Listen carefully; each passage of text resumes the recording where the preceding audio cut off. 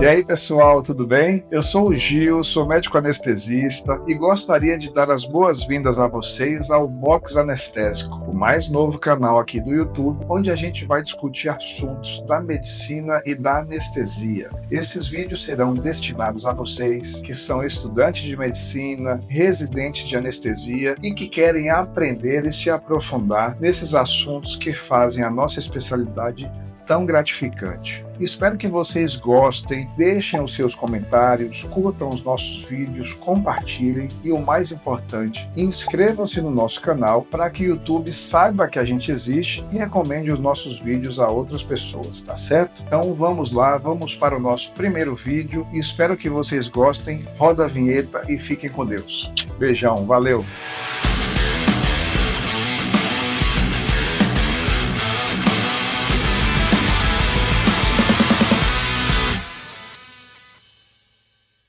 Então vamos lá, pessoal, vamos para o nosso primeiro vídeo, onde a gente vai tratar de fisiologia respiratória, ok? Primeiro, alguns fundamentos básicos, vamos cuidar do transporte de gases pelo nosso corpo. O oxigênio ele é captado pelos pulmões e ele precisa ser transportado para o restante dos tecidos do nosso corpo. Ele vai ser utilizado na respiração celular e os seus produtos, principalmente o CO2, o gás carbônico, ele precisa ser retirado dos tecidos pelos nossos pulmões por meio da expiração. E qual que é a importância disso para o anestesista? Para que esse transporte ele funcione de forma eficaz, a gente precisa que o sistema respiratório cumpra a sua função e o sistema circulatório também, porque para que haja movimento dos fluidos, do sangue do nosso corpo, a gente precisa de uma coisa chamada débito cardíaco. O coração ele precisa pulsar com volume suficiente e força suficiente para que o sangue circule pelo corpo e desempenhe o seu papel. Já o pulmão, ele precisa ventilar para que o oxigênio possa entrar para o sangue e o CO2 sair. Na anestesia, diversos fármacos, ou até mesmo o posicionamento do paciente, ou o tipo de anestesia que a gente escolhe, é capaz de alterar toda essa dinâmica, tanto da parte ventilatória quanto da parte circulatória. Como será que o oxigênio ele é transportado pelo nosso corpo, de onde é captado nos pulmões, até onde ele vai ser utilizado nos nossos tecidos, Então vamos ver como é que isso acontece. Aproximadamente 2% do oxigênio ele é transportado no nosso sangue na forma de oxigênio dissolvido. Oxigênio dissolvido? Mas como assim? Um gás dissolvido no líquido? É isso mesmo. O exemplo mais clássico que a gente tem para descrever isso é o refrigerante, que tem ali o CO2 dissolvido. Quando a gente abre, a gente ouve o do gás sendo liberado e aquelas bolhas ali é o gás que estava dissolvido e está saindo ali na forma de gás, então aquelas bolhas que a gente vê. E essa solubilidade dos gases no líquido, ela é inclusive descrita por uma lei física, que é a lei de Henry. A quantidade de gás que se dissolve em um líquido, ela é proporcional à sua pressão parcial sobre esse líquido, desde que a temperatura seja constante. Quando a gente tem um gás, um refrigerante gelado e a gente toma aquela sensação de ardência forte, é porque ele tem muito gás dissolvido. Quando o refrigerante ele está na temperatura ambiente, aquele gás que estava dissolvido, ele não está mais, ele está ali ocupando a parte gasosa do refrigerante. E aí quando a gente toma, aquele sabor não está igual, é porque não tem mais tanto gás dissolvido. Aqui a gente tem uma caixa transparente, repleta de bexigas, cada uma de uma cor, ok? Temos aí as bexigas azuis, vermelhas e brancas. Elas exercem uma certa pressão na parede da caixa, o que seria a pressão total dos gases, ok? Se a gente separar por grupos de cores, a gente poderia, por exemplo, atribuir às vermelhas o gás oxigênio, às azuis o gás carbônico, ok? Dentro dessa pressão total exercida na parede da caixa, quanto que é responsável apenas as pressões das bexigas vermelhas? Esta seria a pressão que o oxigênio exerce. Exerce aonde? Na parede do capilar.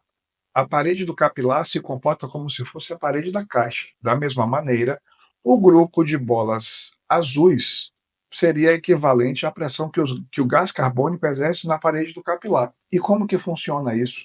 a nossa fração inspirada de oxigênio é de 21%. O que quer dizer isso? Que de todos os gases que compõem a nossa atmosfera, o nosso ar ambiente, 21% do que você respira é oxigênio, ok? Ok. Então, a nossa pressão atmosférica é de 760 milímetros de mercúrio.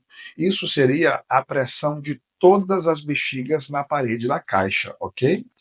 E quanto disso seria o oxigênio? 21%. 21% de 760 são 160 milímetros de mercúrio. Isto é a pressão parcial de oxigênio no nosso ar ambiente. E o que acontece em altas altitudes, por exemplo, na Bolívia, onde os nossos atletas, quando foram competir a Copa do Mundo, né? Por que essa altitude influencia nisso? Porque quando a gente tem uma altitude maior, a pressão atmosférica é menor. Então, se no nível do mar seria de 760, aproximadamente lá em Bolívia, 500 milímetros de mercúrio. E aí, a pressão parcial de oxigênio seria de 105. Isso seria na atmosfera. Dentro do nosso corpo, a gente teria ainda uma pressão parcial de oxigênio menor, o que pode resultar, por exemplo, numa hipoxemia, que seria uma resposta plausível para os sintomas que os nossos jogadores sentem. E o que acontece se a gente oferecer, por exemplo, oxigênio a mais? Por exemplo, um paciente quando está em ventilação mecânica. Neste caso, a gente está colocando mais bolas de oxigênio dentro da caixinha. Então, ela exerceria uma pressão maior. No nosso nível da atmosfera, se a gente oferecer uma fração inspirada de 50%, a pressão de oxigênio pularia de 160 para 380, ok? Então aqui a gente tem uma ideia melhor do que seria esse conceito de pressão parcial dos gases, certo?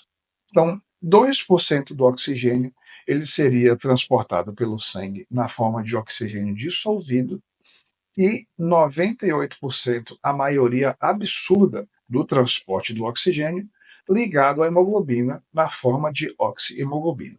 Então aqui a gente vê a importância da hemoglobina para o transporte de oxigênio no nosso corpo. E como será que isso funciona com o gás carbônico? Dissolvido ele tem um pouco mais, né, de proporção, 7%, ligado à hemoglobina na forma de carbamina-hemoglobina, cerca de 20 a 23%. Uai, peraí. E como será então o gás carbônico é transportado em sua maioria pelo nosso sangue? Na forma do íon bicarbonato.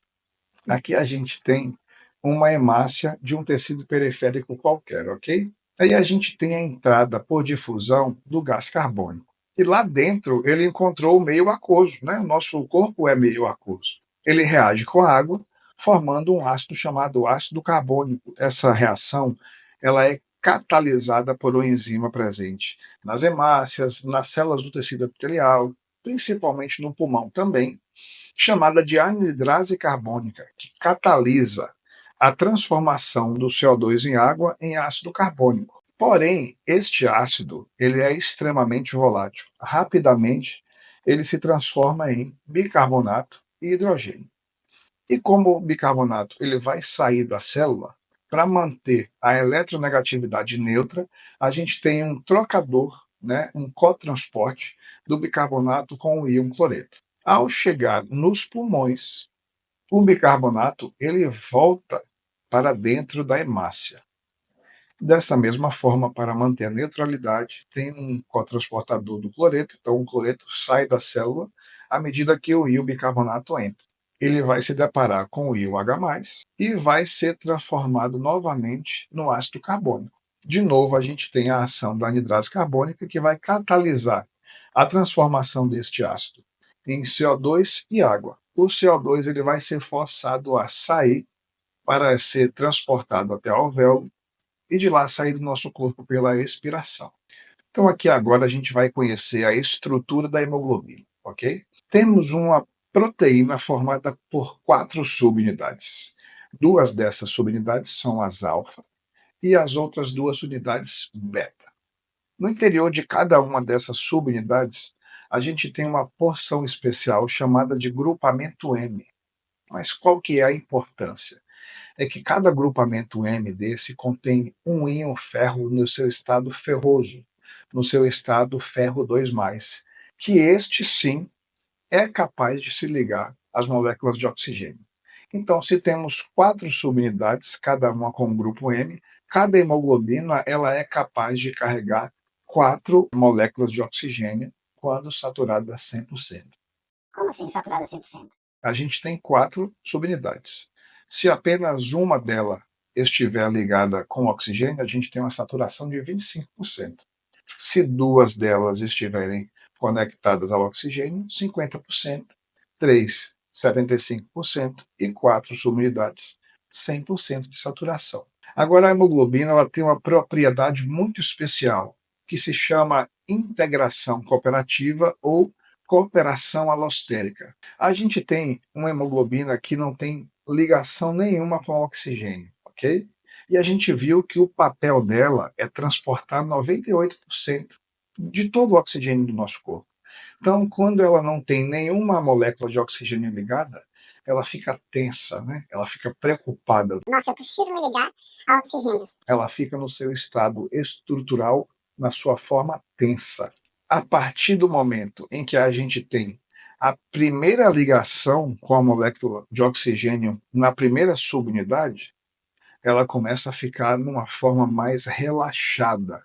E a partir daí, fica cada vez mais fácil de outros átomos de oxigênio se ligarem às outras subunidades. É como se as subunidades elas passassem a aprender como se ligar às moléculas de oxigênio.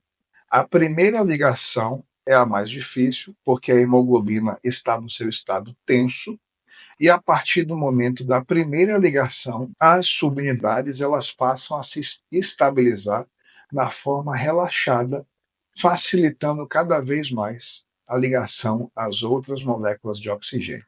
A gente viu o conceito de pressão parcial, discutimos as maneiras como os gases são transportados pelo nosso corpo, o oxigênio 2% dissolvido e 98% ligado à hemoglobina, o gás carbônico 7% dissolvido, 23% ligado à hemoglobina e na forma de maior importância, 70% na forma de bicarbonato. Vimos também a estrutura da hemoglobina, sendo cada uma possui 4 subunidades com 4 grupamentos M, a propriedade importante que é a cooperação alostérica ou integração cooperativa, beleza?